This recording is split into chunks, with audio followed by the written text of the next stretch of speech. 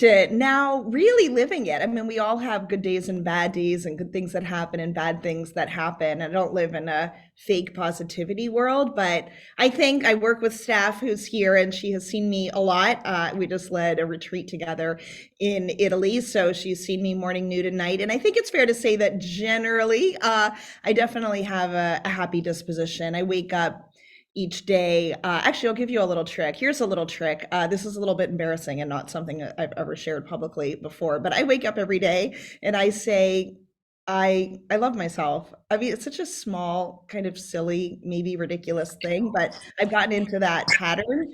And now I do it at night too. I've just started that. So before I go to sleep, I'll say, I love myself. And it's just a small little thing. It's a little hack. It's not one of the three that I'll talk about today, but it's a way to, certainly in the morning when I do that, to ease into the day with a bit of lightness and kindness towards myself. So we'll talk about some tips Oh, that I are need really, my headphones. oh, sorry, Vanessa, you might want to self unmute and then we will definitely invite you to join in a chat very shortly. So I'm really excited to share some Buddhist inspired tips for how we can all live in a happier way. Hi to everyone. Hi, Sophia. Oh my goodness.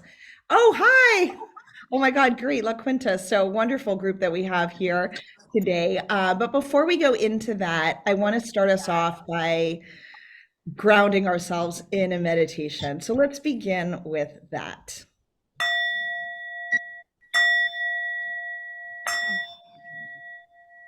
So I think that if you haven't put yourself on mute, just in case there's background noise, not you, of course, but anyone in your background, so we can enjoy a sit together, if you can just put yourself on mute.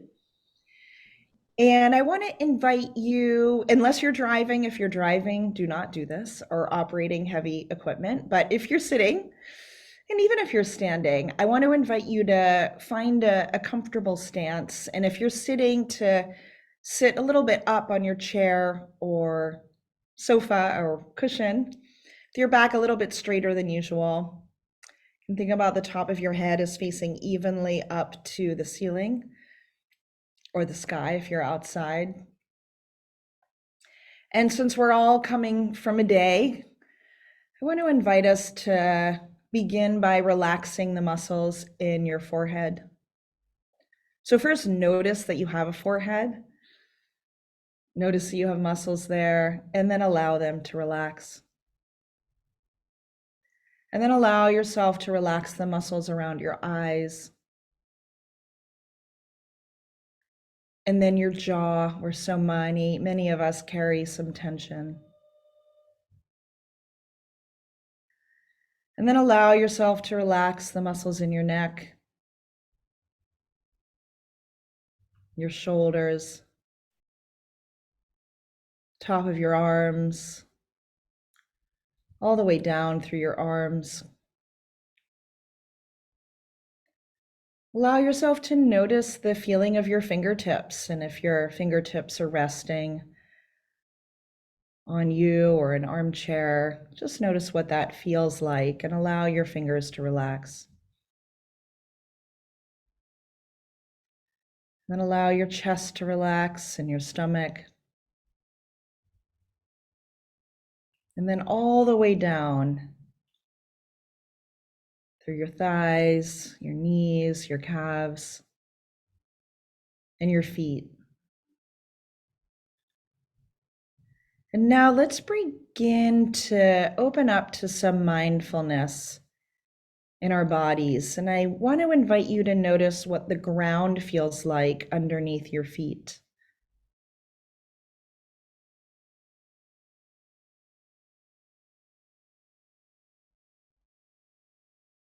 Notice what the sleeves of your shirt feel like on your arms.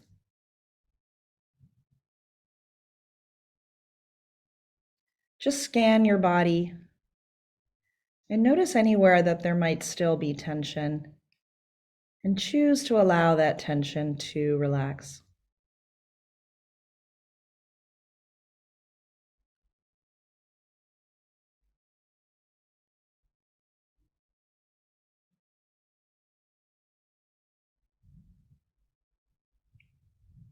And now, within this context of opening to mindfulness, I want to invite you to find your breath wherever you naturally find it.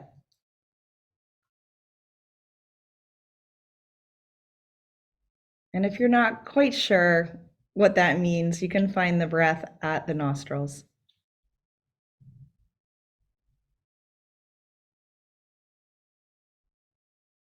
And allow yourself to notice what an inhale feels like, as if this were the first inhale you have ever experienced.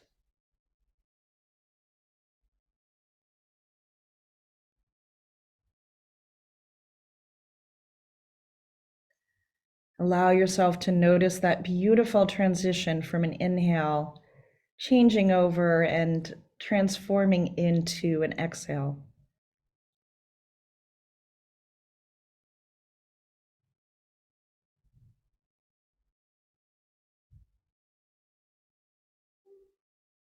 Notice the breath, study it, but with a very light touch. Just a gentle awareness, just a gentle noticing.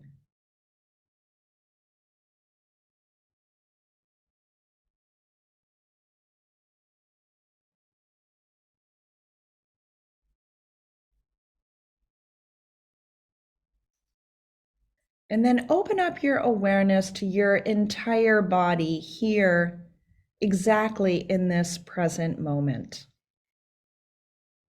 Notice your seat on a chair if you're sitting. What does that feel like? If you have shoes or socks on, notice what that feels like on your feet.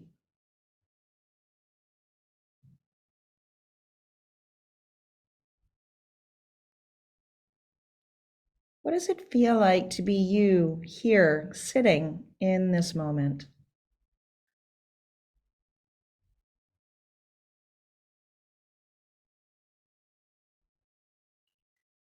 Nothing to do, nowhere to be.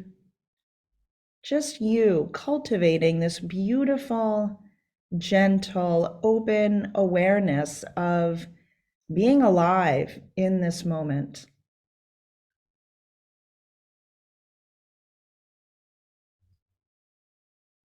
And open to the awareness of yourself, not just as a thinking being with lots of thoughts that we all have, but having this thing called a physical body.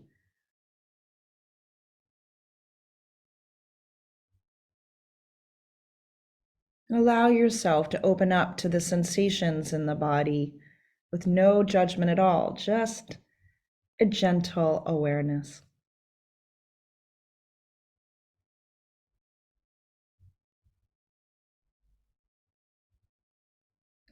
And continue to feel the breath. So this is me breathing, me relaxed or relaxing, aware, and breathing.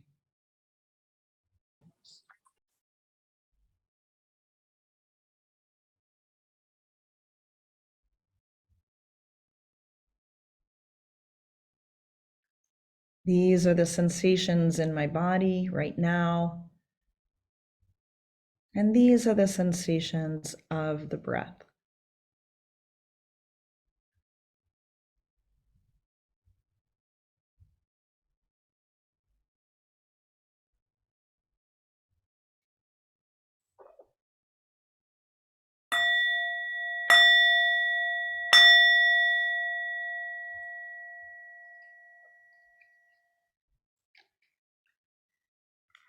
And so if your eyes have been closed, you can open them up. If you want to, you can stretch your arms out like Lori and Rob and me, Lisa. And hi, LaQuinte, it's so great to see you. If anyone wants to, you're welcome to put your camera on. If you don't want to, that is fine too. Hi, Mickey Lemmy. Amazing, amazing to have you here. Absolutely thrilled. And Sophia and everyone, thank you. So hi, Tony. Great to see you. Hi. And I'm really excited to have a chat about the three items that I'm going to share. So maybe we'll do that one by one. So, what I'm going to talk about now, and thank you, Ezza. We are really excited. I'm, of course, from the path, and Stephanie is as well. And we're a very modern meditation company, but still teaching the ancient Buddhist wisdom, but in a modern way with great people like yourself. And we're really thrilled to partner with our very, very longtime friends at the Alchemist Kitchen, who offer wonderful botanicals and tinctures and wonderful things, both online and at their great store in New York that I have been at a million times. So, what we're talking about today is something that, of course, we could all really, really use, myself included, not to put Steph on the spot, but maybe she would say her too, and everyone that we know.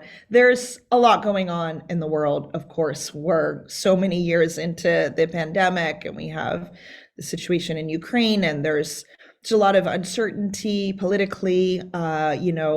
Even as meditators, I actually think it's really important to stay involved in the world and aware of what's going on. And yet, and now we can go into my first tip, and yet we have a huge amount of choice in how we want to live our lives. And what I'm really excited to talk about today, and this will be a discussion, so I want to invite you to think about questions or comments or things that you want to share, is how we can live with more joy. And I don't mean this in a stick your head in the sand type of way. I myself am a former news reporter and news writer, and I'm paying attention to what's happening in the world. And yet, it's my choice, and this is what the Buddha would inspire us all to do. It's my choice to move through life and through the day, moving away from suffering and towards happiness and freedom. So, the first tip that I want to share, I don't know if it's tip or step or thing, path, let's say it's a path, is a bit non-obvious, but it's something that, and when people hear it, I sometimes hear people say, I hate that, or that's triggering. So I understand that. So just let it sit for a second.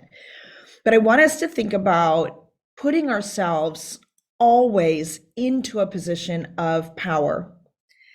So what does this mean? And again, I'm sorry if it feels abrupt. But what I want us all to do is realize that in almost every moment of our lives in our waking days, we have so much freedom. So part of the Buddhist path is accepting what is. Even Stephen Covey wrote about this in the 7 Habits of Highly Effective People. You can't change what is. But in Buddhism, we talk a lot about right action. So in every moment, we can think about, if I accept what is, what's my right action? So what do I mean by this freedom and power thing? By power, I think it's easy to say, hey, I'm not going to be happy because X, Y, and Z happened to me. And look, when we have terrible things that happen in our lives, people getting sick or worse, of course, we're going to grieve for that. And grief is a part of life. But I'm saying outside of those, the horrific moments in our lives, let's say there's something small that's happened. Someone said something and it really offends us. We run a meditation teacher training program at the Path, and someone just got in our program some feedback from an evaluation and they were really upset by it. And yet I know the person who did the evaluation is an incredible teacher and a kind soul. It was truly just trying to be helpful. And so this is about taking moments like that and saying, is there another way that I can look at this? Can I give that person the benefit of the doubt and think that they had good intentions for me?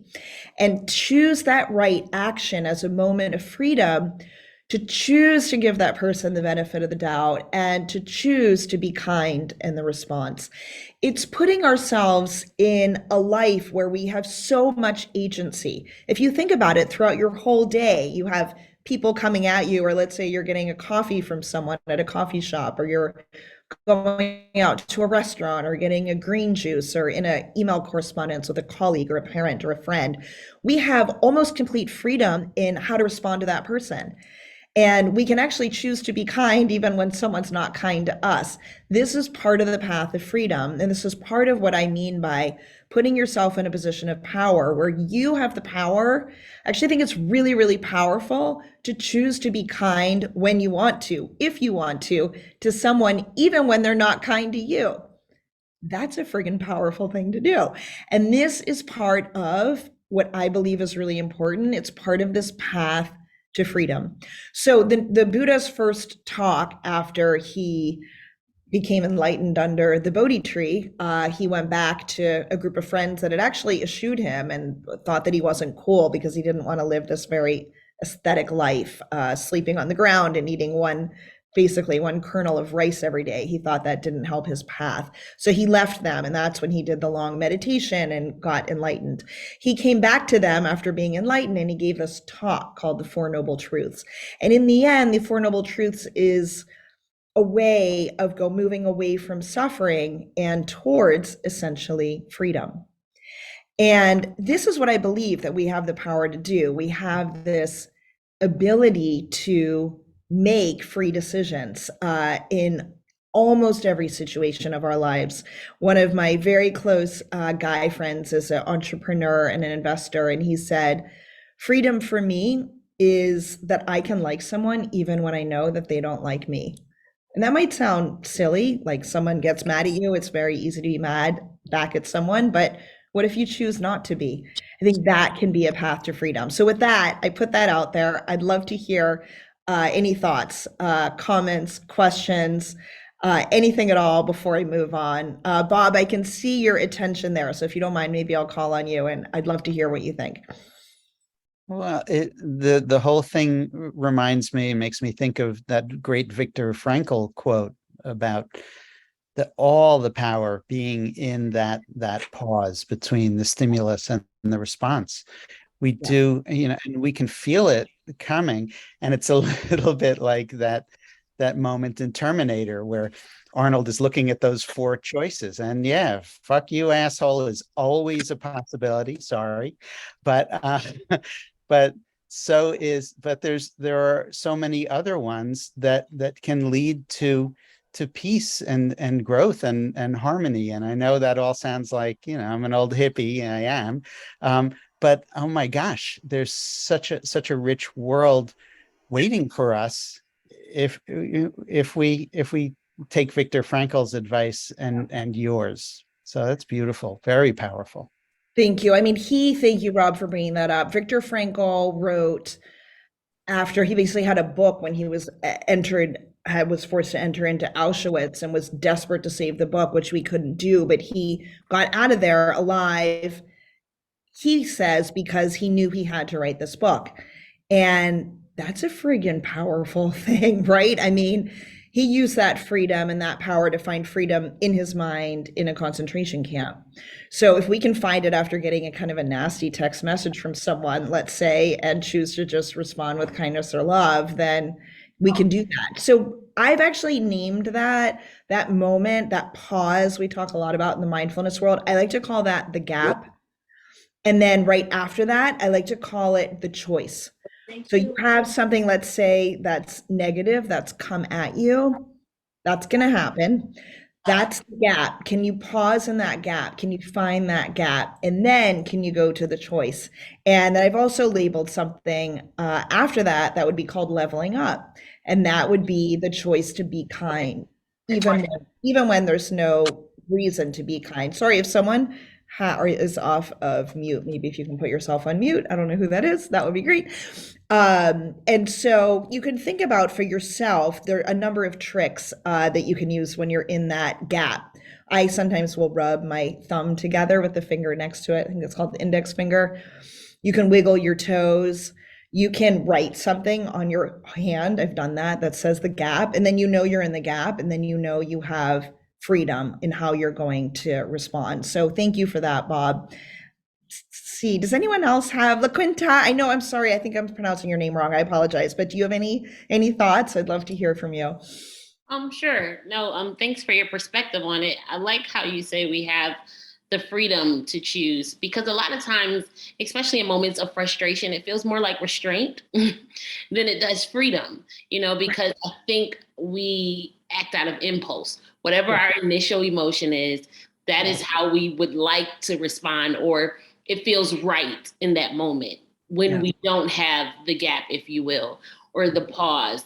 And so I like the perspective of making it freedom to say, I have the freedom to pause, and then I have the freedom to choose instead of labeling it as restraint. That would be my feedback. Oh my God, I love that. And it's powerful, right? Is it fair to say choosing to be kind? I think I might write an article about this. With everything going on in the world, I haven't written this yet, so I guess I'm testing that with you all. You can be honest with me. With everything going on in the world and everything that we're kind of hit at in our daily life, doesn't it feel powerful to be kind right now? I almost want to write, I think I might title this article Excavating Kindness. For 2022, with everything we've been through, I think it's freaking powerful. If you ever had that happen, maybe you're walking down a street and you're sad or you're upset, and someone comes to you and says, "Are you okay?" Like someone stops, maybe amidst a busy day for them. That's so kind to me. That's such a powerful thing that that person is doing. And so we can choose to cultivate that power to be kind. It is, I mean, Bob, since you swore, it's kind of badass. I think I really do. I think in 2022 this might be the new power. So thank you, LaQuinta. And I'm sorry if I'm saying your name wrong. Put it in the chat and maybe for if I am saying it wrong. And I apologize. Does anyone else, I haven't been watching the chat, but does anyone else have something they want to say? And if not, I can move on. But Jeannie or Jackie or Tony, Lisa, anyone, if you want to add, you can just unmute yourself. I was just going to say that I really agree with that because the last few years, I had spent a lot of reacting to people's opinions, thoughts, and when I decided to let that go, I never really thought of it as giving me power, but I actually innately felt that, but didn't know how to sort of explain it. And it and and I loved how Q worded it in terms of restraint, taking away the restraint and Yeah. it's giving you the power and the freedom to choose. Yeah. I really like that. Thank you. Thank you. Yeah, last night I was out to dinner. I was trying to get some reading done, and there was a woman who I might have been drinking. There was something that was not quite present, let's just say. And she was really trying to engage me and ended up getting very aggressive. I mean, actually aggressive, saying, "I really want to connect with you." Um, but then it was a difficult situation. And so finally, when I got up to leave and go to pay, she was kind of yelling a little bit at me. And I just felt in that moment just so much compassion for whatever she was going through. And I just said, thank you for your input. Thank you. That's it. Like you being aggressive and kind of yelling that's not going to ruin my beautiful night. And I mean, I was kind, but I just felt in that moment, I felt powerful in that I had decided I was going to have a great night and a relaxing time out, and somebody else wasn't going to take that away from me. And so I think, as you're saying, Jackie and Q, as you're referencing, and Bob, as you certainly brought up, this is a way that we can live our lives. I mean, Viktor Frankl is in the absolute extreme, but we're powerful enough that we're going to not let somebody else set us off our path for the day. And we want to choose to put out good energy to the world despite everything going on. That's our freedom and that's our power. So that's our number one. Let's move on to the second one. And this is also a bit non-obvious. And so from this, I'm going to borrow from a great author and friend based in New York, Kenneth Page, who is actually a dating coach and expert, but has written a wonderful book. And he suggests, so this is a fun one. I haven't done this publicly either. He suggests that we learn to not only accept the most vulnerable parts of ourselves, but to actually really celebrate them. And really, I don't say this lightly, like awesome, like in the biblical sense of awesome, truly awesome. Think that we are awesome because of those qualities. So what do I mean by that? I shared this with the retreat that Steph and that I led in Italy, that Steph was on as well for the first time. And someone in the group had shared that she is very indecisive and she's embarrassed about it, very insecure about it, and thinks it's a really bad quality. Well, as it turns out, soon after that, I'm actually traveling right now. I met a fellow traveler who was super indecisive. And it made this person so fun to travel with because I don't have that issue about where to eat and what to do during the day. I generally know I have some idea of what I want to do. So this person was so fun to travel with because I got to say, oh, we're going to go for Italian food tonight. And hey, do you want to go check out this town nearby? And hey, do you want to go swimming now? They were always up for whatever. And it was so fun. It was just the most fun experience to travel with this person. And it was so funny to think about what this strong insecurity that this wonderful friend who was on retreat with us had. To me, it's actually a wonderful quality. I actually truly think it's great to be indecisive because it just means that you're open. You are happy to have Thai food or Italian food or whatever it is, or even about bigger things. You're happy to go travel to Thailand or to go to India instead. So I think that's a great thing. I'll share vulnerably that I am very sensitive. I have been since I was a little kid. It's very easy for me to feel rejected or not invited to something. It's probably why I'm always hosting things. So then I know that I'm invited. And I've been really insecure about that my whole life. I would be easy to start crying if I felt rejected, rightly or wrongly. I might not have even been. Someone might not have meant it, but if I perceived I was being rejected, I would feel very emotional and badly about it. I think it was being bullied as a little kid and not popular at all. But as I think about it, and I've thought about this a lot since reading Ken's book, I actually think it's very sweet. It just means that there's this tender, very sensitive side to me. I'm not that hardened, New York City entrepreneur, whatever that stereotype is. And there's something really soft and lovely about it. Actually, I don't know, maybe this is a funny thing to say. I think it probably makes me more lovable or more likable that I have this sensitive side. And yet it's that part of me that I'm probably most insecure about, most vulnerable about. And so I invite for each one of us right now to think about that quality that you don't share with anyone, maybe even a loved one. That thing you just wish, oh, if I could only not be this, or I'm so insecure. I hope people don't find out that I'm that. And what if you actually embrace that? What if you're as kind to yourself about that part of you as you would if this were your best friend or a child? And then from this perspective, that gentleness, that softness that we can be with ourselves, what if we can apply that same amount of sensitivity? Thank you, Sophia. So great to see you.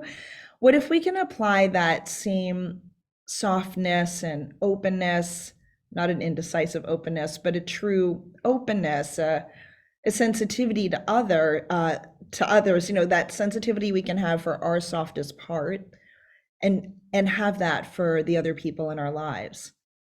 So kind of treating them with gentleness and knowing that every one of us, we as humans are wired with all these insecurities and vulnerabilities.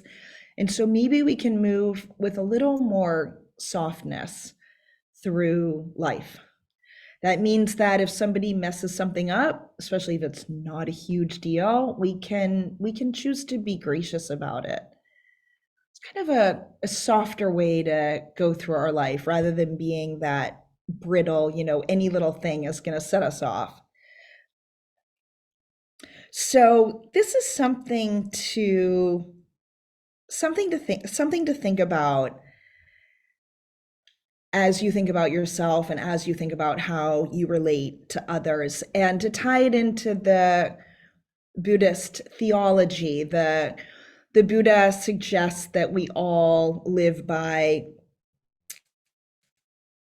ethics that he calls the 5 precepts. Some of them are no lying, no killing, no stealing. Then there's other ones. Part of the no lying one also encapsulates this idea of right speech. I know I spoke about right action a bit ago. So part of right speech is no harsh language. And I think that we can apply this in a more global way to think about not being harsh with ourselves, and when possible, not being so harsh with others.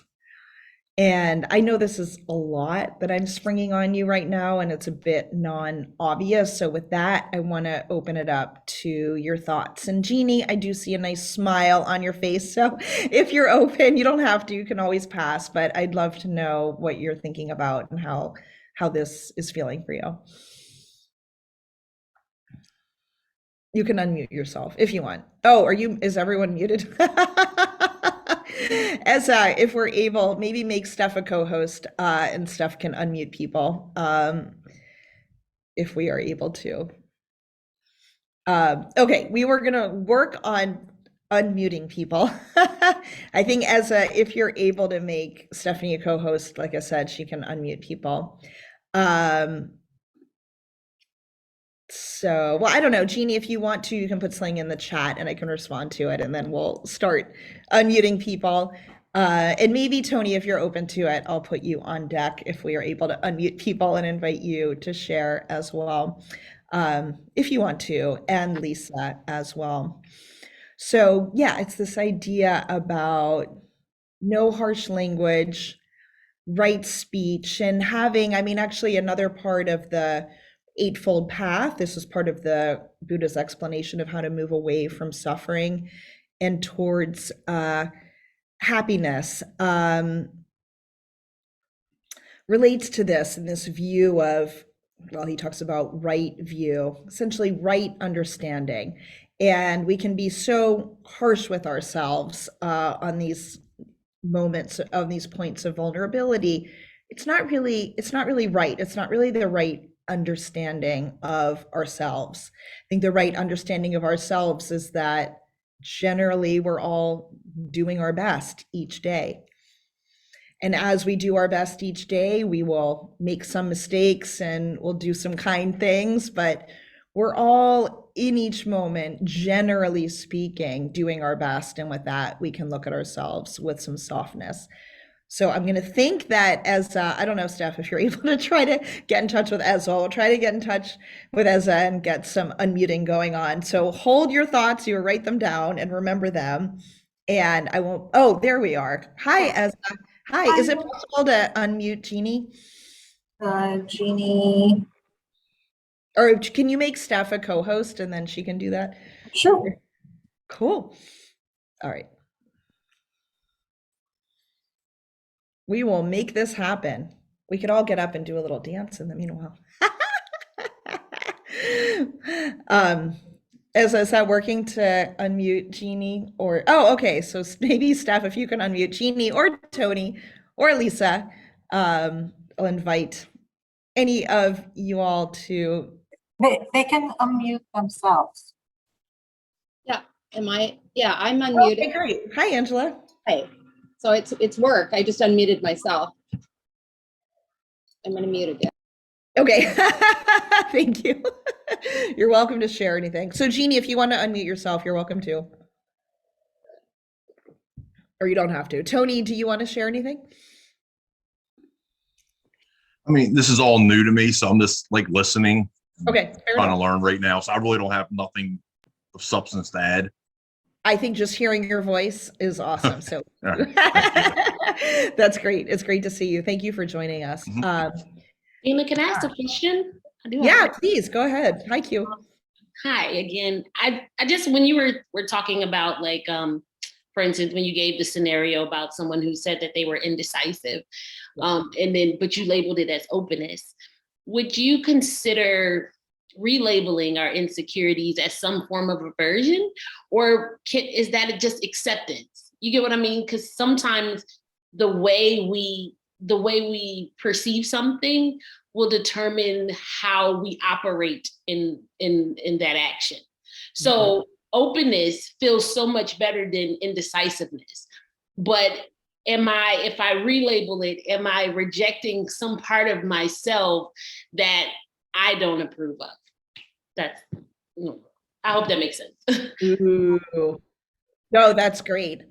I think it might depend on what it is, but I think it's being indecisive. I literally do think that's openness. I don't think that I'm squashing some huge issue that this woman has. I really don't.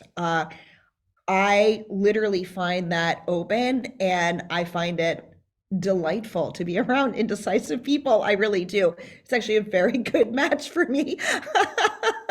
And especially if you're traveling when there's a gazillion decisions to be made every day, how awesome is that to have someone that's just kind of up for whatever? So, no, to me, Q, you have to tell me what you think. To me, I don't think that it is hiding something. I just think we have this ability to be so harsh with ourselves in a way that we would never be with our best friend. So it's kind of, in a way, treating ourselves with that tenderness and that gentleness with which we would treat, let's say, like a little baby or our best friend.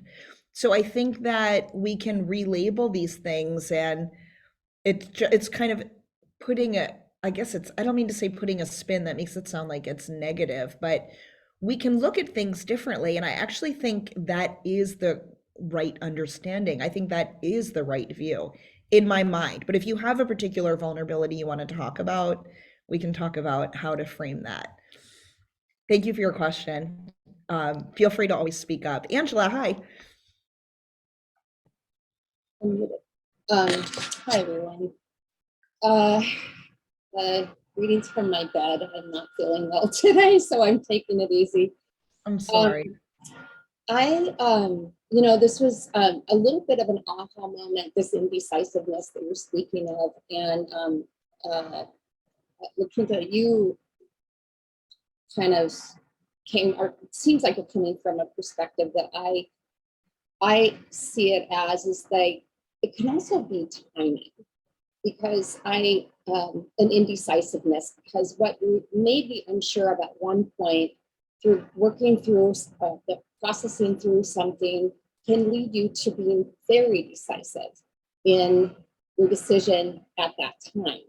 But because you took the time, and I'll use an example, when I started the training with you, Dina, back in September of last year through December, I was going through, and my pod all knows about this, through indecisiveness about ending my relationship of 8 years. Several weeks ago, I decided, after a lot of therapy together and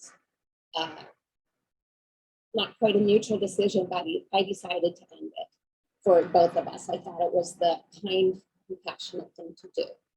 And because of that, we're still working through, processing through everything, but I wasn't ready to do it at that time. And it really drove me nuts that I was so indecisive about it. Yeah. To my pod, I would say, what is wrong with me?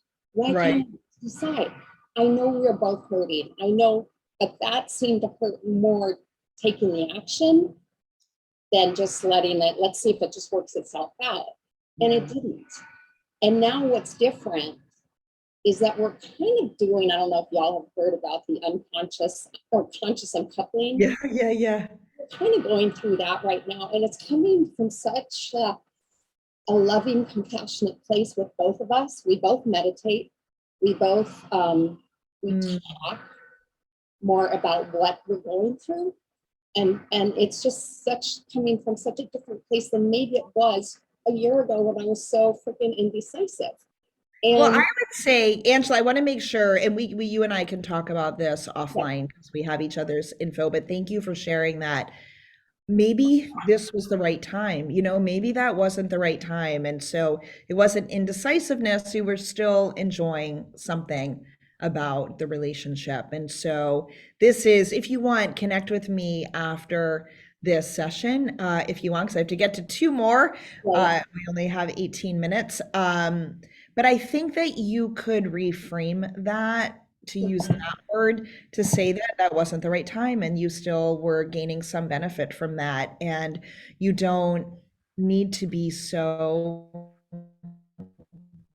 harsh with yourself. I mean, as like the Buddha says, no harsh language. We don't have to think about our lives and ourselves and our vulnerabilities in a harsh way. We really don't. And there could be some benefit that you were getting from the relationship at that time. But I will say, you know, good for you for taking a proactive step in your life. And that's a tough path, I know, because endings are hard, even when it's the right thing. But just want to honor you for that decision and for moving forward and for seeming to do it okay, in an okay way. And I hope that you start to feel better as well. I feel like a lot of people are sick these days, and it's great to see you. So thank you for sharing that. So with that, let's move on to the third, and I will give a fourth as a bonus as well. So the third is about, and the New Yorkers might smile at me because this is very non-obvious for New Yorkers, of which I consider myself one, but it's a choice to live lightly, which again, actually, to Q's point and part of our earlier conversation, I'll put into the freedom and power category. This is a choice. It is often a very non-obvious choice. It's not how we are wired.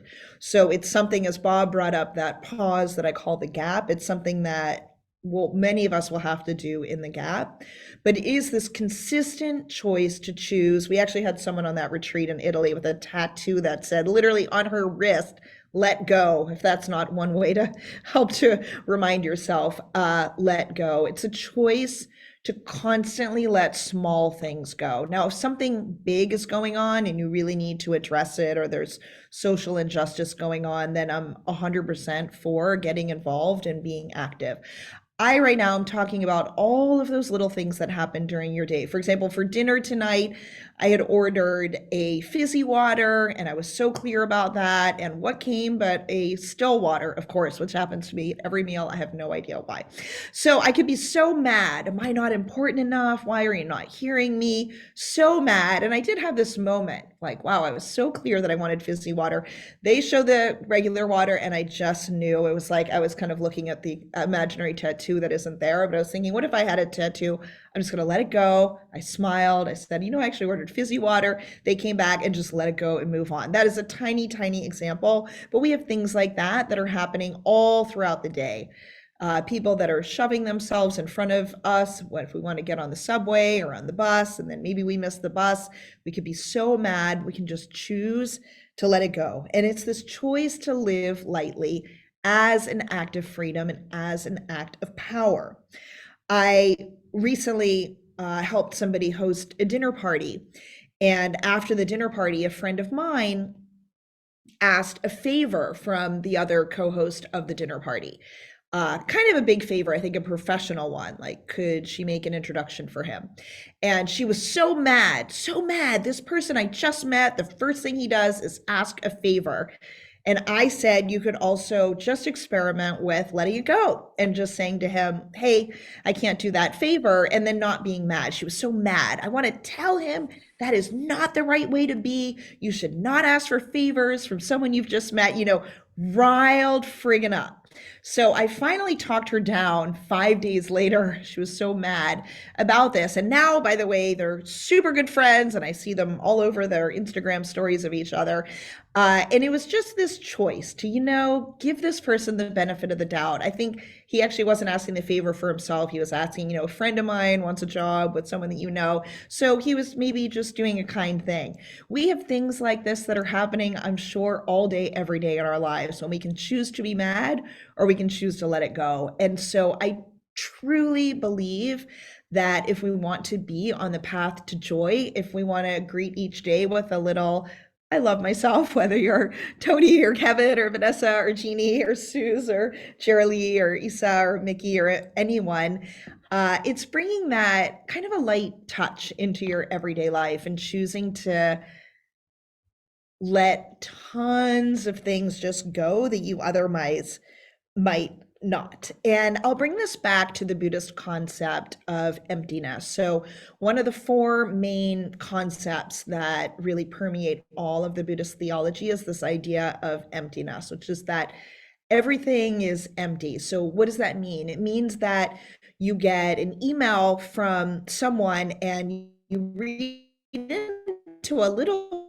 bit, you put a little bit of your story onto it and think this person, is trying to do you harm in this email. Actually, perfect example is someone in our meditation teacher training course who just got feedback a couple days ago that she thought was far too harsh. And yet all the feedback was actually beyond empty. It was actually positive and trying to be helpful, but we can say that it was completely empty of anything negative. It was just really literally trying to help this person become a better meditation teacher. So if we can look at almost everything coming at us as empty, think of how much I am breathing out a sigh of relief even saying this. Think of how much easier our days are. Not taking a text message that the guy or girl that you like or want a job from or whatever it is, has put all this meaning into it. Just viewing everything as empty. It's just a way to kind of have more, I'm thinking of the expression, a little more pep in your step, like a way to just live in a happier, brighter way. And this is also, by the way, the work that Byron Katie does when she does, actually literally called The Work. She talks about how much we add our story into everything. Very simple interactions, let's say she'll often have it between a husband and a wife or people that are married. I'm so mad, he's so this or she's so this. And she'll ask, is it true? Is it really true? Are you sure it's true? And it turns out, oh, no, they're not that way. I just actually, projected all of that onto them. So it's about trying not to project things onto people and just trying to live with more lightness. So with that, before I go on to the fourth one, does anyone have any comments or questions or anything that this is bringing up for you?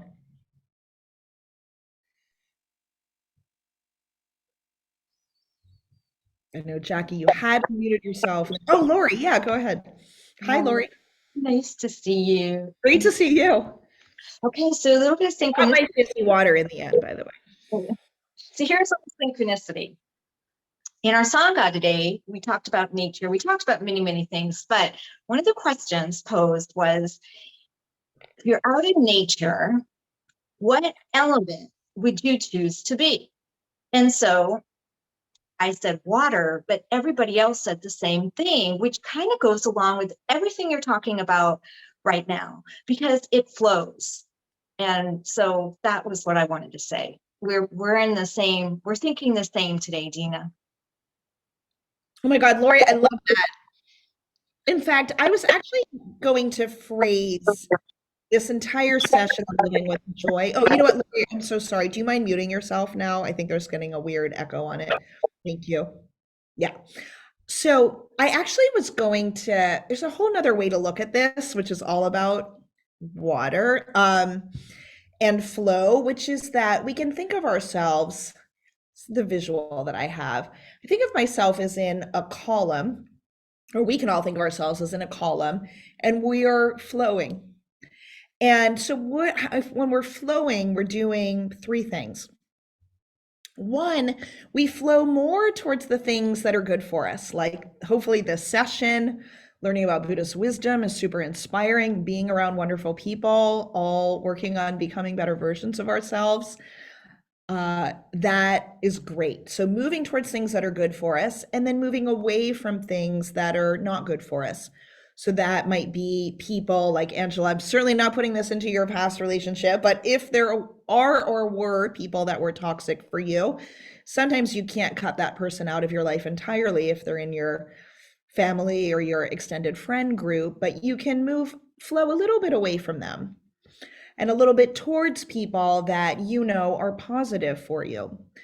The second thing that we can do is get away from judging things so much. It's so easy for us to label things good, bad, label everything in some way. If we can get away from all the labels and just let things be, I'll often say like this just is, and then put that in italics when I'm sending it to Steph in a note.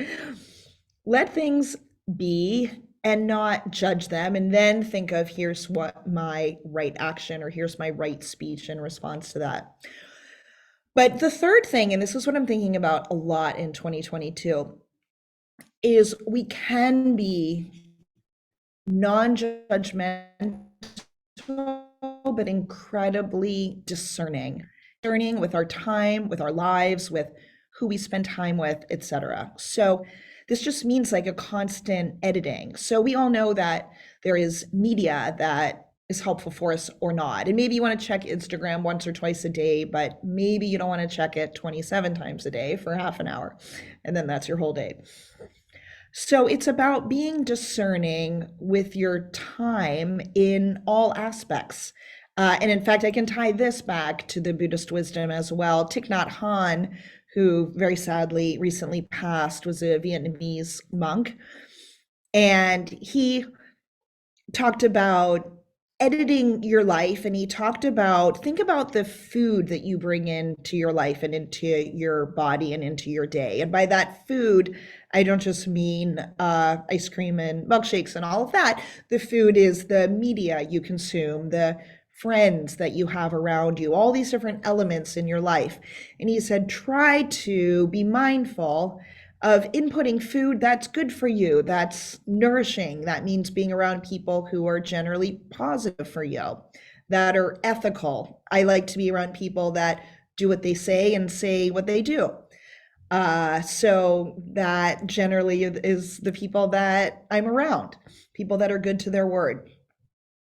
You can decide for yourself, well, here's what's good for me and here's what's not good for me, and flow, to use Lori's language, flow more towards that. That's another way to think about, here's how I can, in a very powerful and free way, cultivate joy in my day. So Lori, thank you for letting me share that. I think, yeah, we all have just this powerful ability to flow and move in really, really positive directions during our day. So I think it's really exciting. It's really powerful. It's really freeing.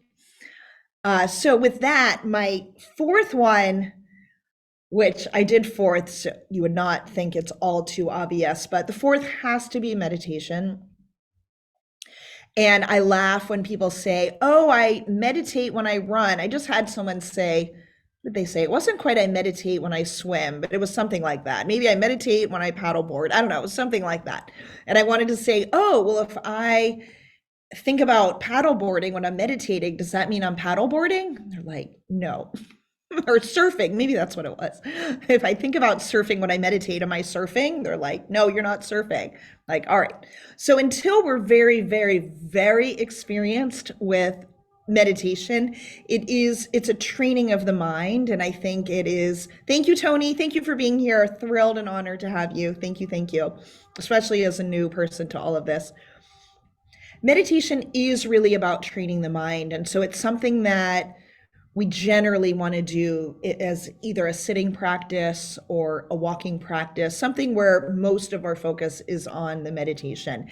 And when we do that, when we have a regular meditation practice, it's something that, as many of you know, you're either in or have been in our teacher training program, currently in it now, many of you, when you do it regularly, that's when, as Bob referenced at the beginning of this, that's when you really have that pause, that gap. And that's when we create that freedom in our minds to make those right choices to do things that are free and powerful and things that will make us happier. So those are the four, or you can think about that flowing that Lori brought up. And with that, actually, before I close us, I can't believe we're out of time already. Does anyone have thoughts or comments? Even Ezra, what do you think? One thing that I wanted to ask is like going back to being kind. That's something that I have to keep working on, I think, forever. It's like I have to be kind to myself or I have to be kind to anybody else. And comparing it to like how they treat a baby, I'm like, yeah, that's a lesson I need to keep learning. So thank you for that reminder. Thank you. I truly believe that it's becoming one of the superpowers of 2022. The people that can push away. I don't mean push away, like I don't mean we're not spiritual bypass, not paying attention to what's going on. Let's say, in spite of everything going on, that they can find time and freedom in their minds to be kind it's so powerful. And you see it all the time, by the way. There's so much kindness out there. You've probably noticed, like if someone's ever on a street or a park bench and they're crying, someone will come over to that person and say, "Are you okay?" And so there are lots of acts of unkindness, but I think I was just reading this today actually. For every unkind act, there are probably 15 other acts of kindness. And so to put ourselves into that category of being thoughtful and being kind and finding the friggin', since Bob is letting us swear, the badass power in that is so friggin' awesome. So thank you for that, Essa. Thank you for that freedom, Bob. Any other comments? We only have 2 minutes left, but any other comments that people have? So I was going to do a closing meditation. Why don't we I'll do a closing meditation, then I'll do a closing thought. So this will be very, very short, like a 30-second meditation.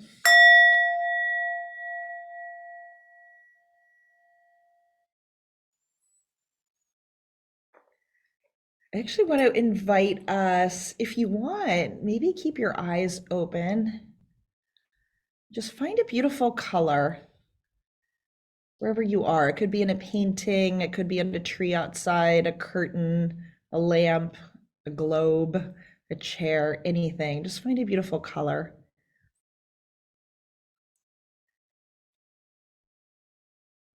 You know, we're so lucky that we have beauty around us and we can find beauty even. I'm looking at literally a red chair right now.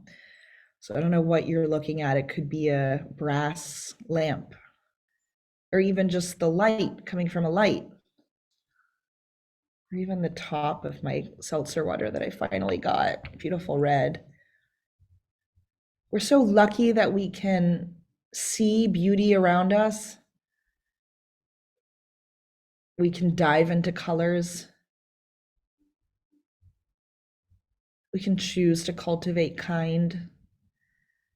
We can choose to cultivate freedom in our mind.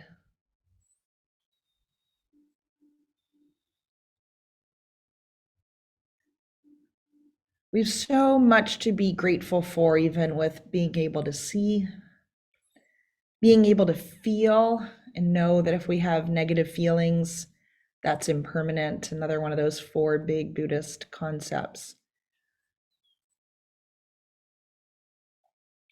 So maybe despite everything, another step on the path to joy is definitely being grateful for what we have, even if it's seeing colors, appreciating them, having these moments to carve out freedom in our minds and in our lives. It's so fortunate to have communities like this that we can come together in and cultivate. I almost said good shit. Bob, what have you done for me? Good stuff. We can cultivate good stuff. I cannot believe how quickly this hour has gone. I'm a former TV reporter, so I can count usually minutes or seconds in my mind. This has been, I think, the fastest hour of my entire life. I am so, so grateful to Jeannie and Bob and Q, Ezra, Jackie, Lisa, Angela, Steph, thank you for being here. Lori, everyone who's here. I know I see all of you that are not. I'm speaking with everyone who I can see. But I know we have Iris and Kevin and Vanessa and Merrick and many others from joining us audio-wise. I'm so grateful for the community of people that has come together for this, to choose to cultivate joy. You're a gift to everyone in your lives. I hope you know that. You're a gift to everyone in your lives and all of the acquaintances and strangers you'll interact with for the whole year. So thank you for this choice.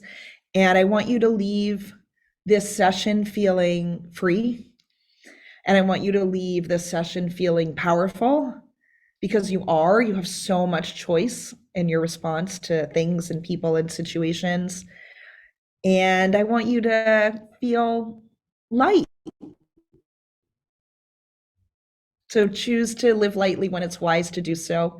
Choose to be kind to yourself, and maybe your biggest vulnerability is actually your greatest strength. As Ken Page would say it is, he calls them your core gifts.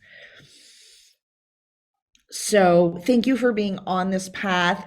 We will send you, for anyone that we don't know from the path, anyone from the Alchemist Kitchen world, we'll send you some info. And for everyone, we haven't announced it yet. Sorry, Steph, I'm like stealing the thunder here. But for anyone in New York or who could go to New York, we just decided we're going to host a little retreat, not a little, an awesome retreat for a day on October 15th. So we'll send you info about that and about some courses we have coming up on learning to meditate, joining a future teacher training. This has been a beautiful Sangha. I wish we could be here for the next 3 hours, which is a strong statement because it's 1 a.m. now, my time. So I just want to say thank you. Thank you. I feel your hearts, even for the people that I can't see. I'm super, super grateful. I love every single one of you from my heart. And as it's been a privilege and a joy to share the stage with you in the Alchemist Kitchen world. So I bow my head and tip my hat to you. So thank you, and I'll let you close us out as thank you so much, everyone.